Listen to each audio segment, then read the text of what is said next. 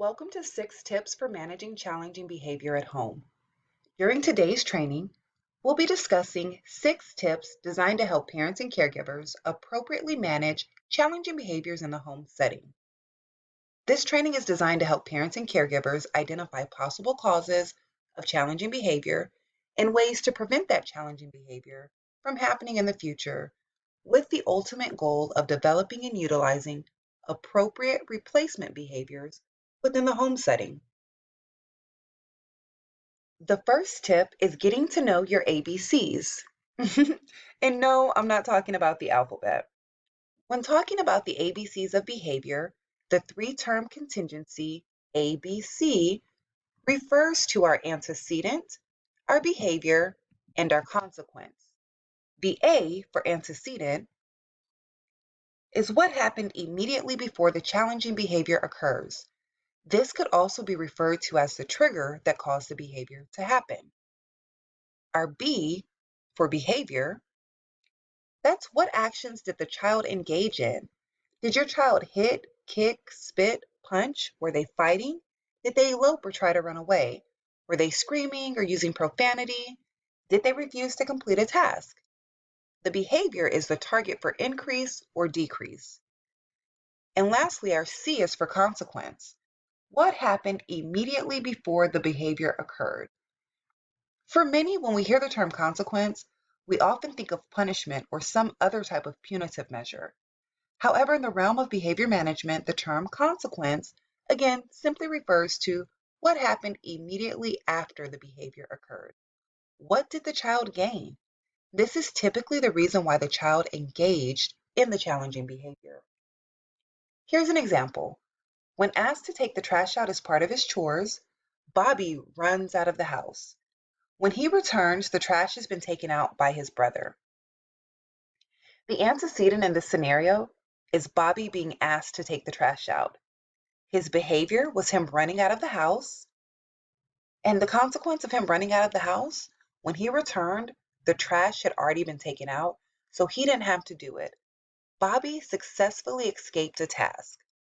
Speaking of successfully escaping a task, let's jump right into tip number 2. The second tip is identifying the functions of behavior. Why is this challenging behavior occurring, and what purpose does it serve? The 4 functions of behavior can be easily remembered by this saying, everyone eats. Our E is for escape, our A is for attention, our T is for tangible, and our S is for sensory. Again, everyone eats.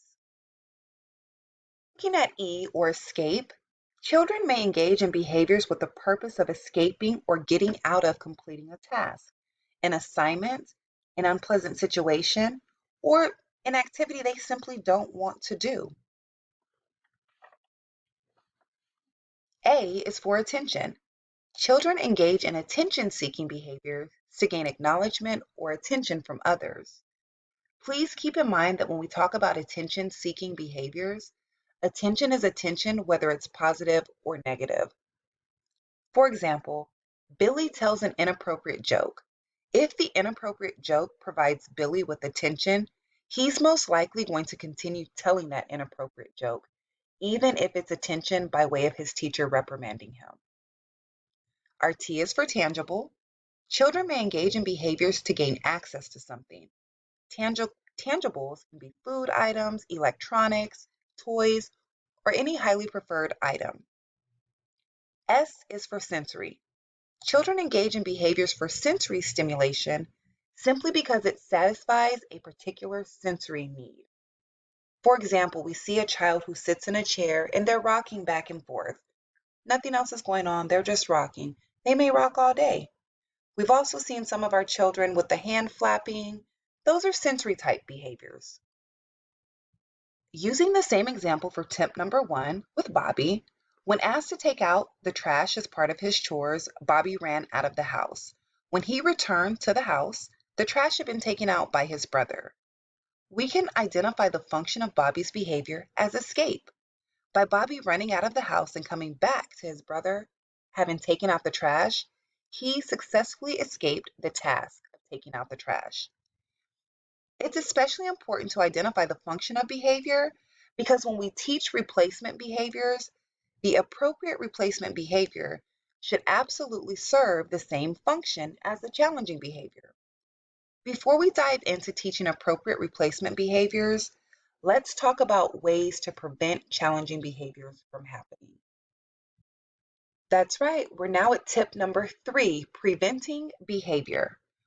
When we're able to identify antecedents and consequences using the ABC model, we're better able to develop a plan to prevent the behaviors from happening altogether. Back to our 3-term contingency ABC, we'll be focusing on A, our antecedent, or what happens immediately before the behavior. By focusing on the antecedent or triggers, we can develop strategies to use that may prevent the behavior from happening. Antecedent strategies are interventions used before the child is engaged in an activity, and they're designed to prevent the challenging behavior from happening. Antecedent strategies can be effective tools to use. Some antecedent strategies include things like providing your child with choice, using visual schedules, and reviewing established rules and expectations before your child engages in an activity. Remember, antecedent strategies are used to prevent behaviors from happening, so it's important to use these strategies before engaging in activities. Let's go back to Bobby. Using the same example with Bobby, as an antecedent strategy, we may want to provide Bobby with choice during chore time. Instead of telling him that he needs to take out the trash or that it's time to take out the trash, maybe give him 2 to 3 chores to choose from. It may sound something like this. Hey Bobby, it's chore time. Today you can either sweep the floor or take out the trash. Which chore are you going to do? Giving Bobby the choice may allow him to complete the chore without running away. Moving right along to tip number 4, teach different behaviors. As we know, behavior is learned, and if our goal is to see changed behavior, we must teach the behavior we want to see. Going back to our ABCs, teaching behavior focuses on the B, or behavior. If Bobby wants to do another chore instead of taking out the trash, he must be taught the appropriate way to get his wants met. Let's look at this example titled, Oops, I Reinforced It Again.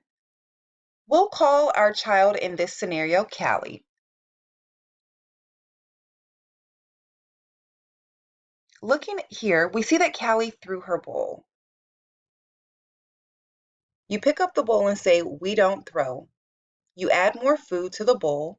You give the bowl back to Callie, and Callie learns that throwing the bowl equals more food.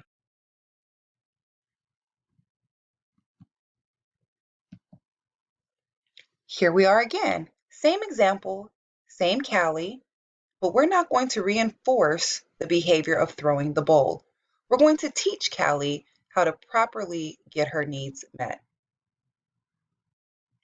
Here we see that Callie still threw her bowl when it was empty, but there's a teaching component that has been added. After Callie throws her bowl, she's prompted to say, can I have more? Once Callie says, can I have more? More food is added to Callie's bowl and Callie gets the bowl back. Eventually, Callie will learn that instead of throwing her bowl to get more food, she simply has to say, can I have more?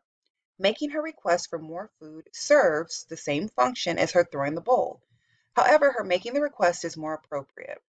Don't forget, behavior is learned and learning takes time. It may take several opportunities for the behavior to stick, but eventually it will. Stay consistent and continue only reinforcing the desired behavior. Replacement behaviors and skills, again, should match the function of the behavior, should be easier than the challenging behavior, and it should be more effective than the challenging behavior. Now that we've talked about antecedent strategies or the interventions to use beforehand to prevent behaviors, let's look at tip number 5, consequence strategies. Remember, the consequences we're talking about simply refers to what happens immediately after the behavior. Rewards introduced increase a behavior. Punishment is introduced to decrease a behavior. So if we want to continue seeing those good behaviors, those appropriate skills, we want to introduce rewards to increase that behavior. If we want to decrease a certain behavior, then we want to introduce the aspect of punishment. When talking about consequences, we look at consequences for both appropriate behavior and consequences for challenging behavior. When your child is engaged in appropriate behavior, consequences can be given in the form of praise, access to preferred items, access to preferred activities, breaks, pats on the back, high fives, or even tickles. As an example, when you prompt Callie to ask for more food and she does, you should say something like, "Awesome job asking for more food, Callie. High five her, pat her on the back, and of course, honor her request. Give her more food." Now, when your child is engaged in challenging behaviors, consequences can be given in the form of ignoring. That means we're providing no attention to the undesirable behavior. Restitution, meaning the child is provided with an opportunity to rectify a situation. For example, if your child colors on the walls with crayons, as restitution, you might require your child to clean the walls or at least participate in the cleaning of the walls. Consequences for challenging behaviors include prompting to engage in coping skills or even the use of new replacement behaviors. If Callie continues to throw her bowl, you may prompt her to use the replacement behavior of making a request or asking for more. Callie, remember when you want more, you ask, "Can I have more?" Can you ask, "Can I have more?" When she does it, you may say something like, "Awesome job, Callie. You asked for more. Yes, you can have more." Always praise appropriate behavior. Remember, consequence strategies should be used in a manner that increases the appropriate behavior and decreases the challenging behavior. Tip number 6, utilize NEISD's resources. Now that we've gone over 6 tips for managing challenging behaviors at home, please visit the NEISD Special Education Digital Library by scanning the QR code or visiting the link below. By doing so, you'll gain access to even more resources and materials, including visual schedule templates to help you at home. Thank you for your participation. I hope these 6 tips for managing challenging behaviors at home are useful to you. Have a great day.